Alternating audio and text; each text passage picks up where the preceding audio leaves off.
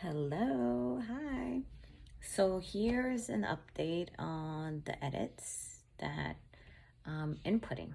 So I have several things, and this is mostly for writer talk, author talk, right? Where we discuss shop. So what I'm doing is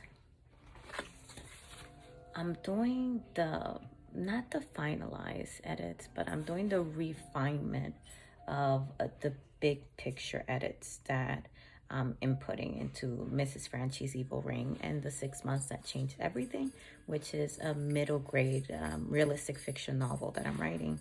And this would be my first full length work. I've had two short stories published, several Wattpad short stories, but also one full length novel on Wattpad. So I guess this will be the second one that I do, but this one is the one that will be physically published, not just on the platform. So I'm inputting a lot of work in this one, not because of that necessarily, but because it is. It is something that I care about a lot, and I'm the type of person that if it has my name on it, I want it to be the very best that it can be. So what I have with me when I'm doing these edits are two things, and that is my editorial assessment letter that I got from the editor that I found on Readsy. So I've been using Readsy a lot for editors and for when it comes to resources and things like that, so that way so it can help me through the process, because when you're an indie author, it's like everything is right here on your shoulders, not just the writing portion of it, but everything else. One of those things is to find an editor that you can mesh with well, so that way both you and the editor can make this work better. Because writing is great, but editing is where the magic happens. So I got a 10-page editorial assessment letter, and I don't know if that's good or bad. I'm grateful for it, and I highlighted some things, if you can see in here. So this was how I digested that information. I highlighted the things because with any critique or assessment, it's up to the creator what they accept, what they will keep, and what they will not keep. So the things that I felt I could improve on or would improve the story based on my judgment, I highlighted in the editorial letter, so that way I can make those inputs in there. And I highlighted it so that way I can remember what I say yes to. And as I go through my edits, through big picture edits, because that's what I'm doing right now, I'm doing big picture before I go into the micro edits, self edits. And I have this with me so that way I don't forget, and I can go back and make sure that I did make those edits, those correction.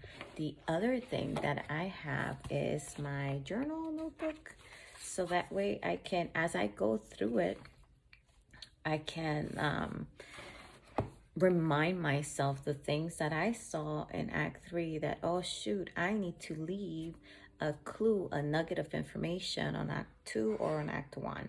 So depending where I feel that information is needed, besides the note, I put it Act 1 or Act 2. Okay, if it's it was something that I needed to show characterization of a person that should have been introduced in Act 1. So I made a note for myself and I put in there to input this edit on Act 1. So that's how I'm going about it, to making sure that I don't have any holes when it comes to story or characterization or anything like that.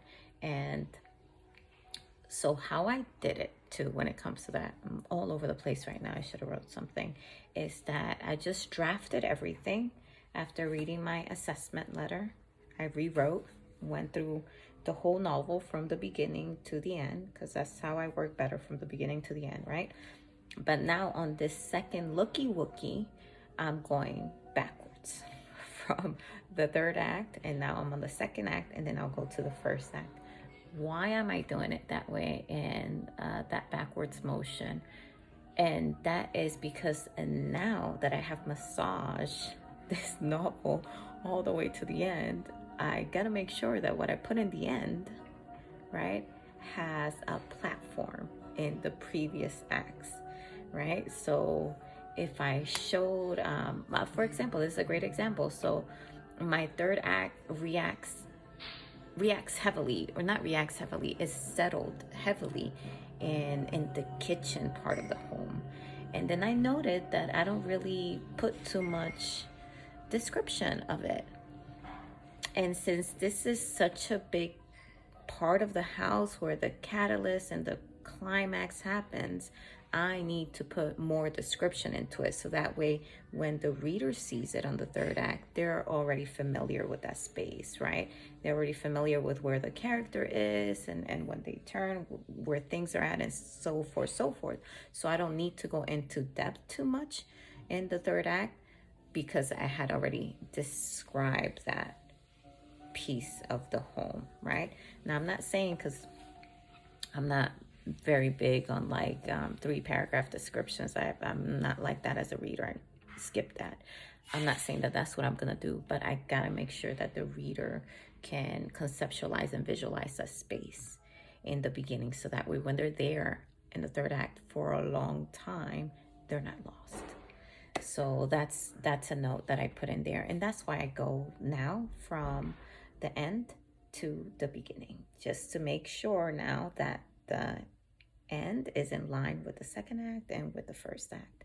So yeah, so that's the progress right now. And once I go with this, once I finish this, these kind of edits, the second thing that I will do before I finally give it to the editor for line edits, it will be that I will go through this book called the seven edits, and it tells you the 7 kinds of edits that an author can do in their work in progress in order to have the best polished work that they can do. Some of those 7 edits I have already done here, but that's why I'm going to go through the book, through the notes that I highlighted when I read it before, just to make sure that I do reach, or I do complete each of those 7 edits. Because one of those edits, if I remember correctly, is characterization, and that is where I will go through the whole novel and see if my characters are characterized correctly based on how I see them and how I input them into the novel. So I will go through each character and go through their lines just to make sure that everything matches, so they are their own person in the story, that they don't sound like the other, and that takes time, and that is okay. But I will go through those 7 edits, and then I will push it to the line editor, and after that we'll input those edits, and then it'll be the proofreader, and then that will be my home stretch, where I just have to worry more about refining the book cover with the book cover artist, and making sure I have my marketing graphics set aside and all of that, and voila, have a cup of Jahani publishing machine will be completed with this one. But be on the lookout for my other ones. I have 2 short stories that are already out, and I have one that it's on its way out. I like that one. It has mermaids, and yeah. So be on the lookout for that. All right.